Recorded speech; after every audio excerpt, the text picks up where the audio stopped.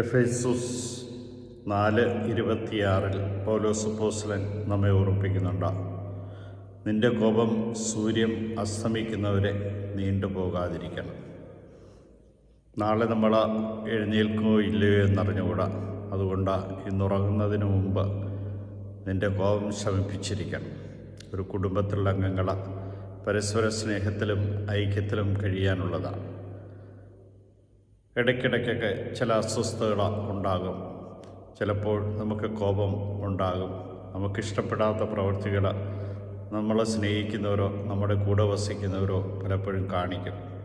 അപ്പോൾ മനസ്സിൽ ചിലപ്പോൾ വൈരാഗ്യവും വെറുപ്പും അസ്വസ്ഥ ഉണ്ടാകും. എന്നാലത് പിറ്റേന്ന് വരെ നീണ്ടുപോകാൻ അനുവദിക്കരുത്. സൂര്യൻ അസ്തമിക്കുന്നതിന് മുമ്പ്, അതായത് നീ ഉറങ്ങുന്നതിന് മുമ്പ് നിൻ്റെ കോപത്തെ ശമിപ്പിക്കുവാൻ നിനക്ക് കഴിയണം.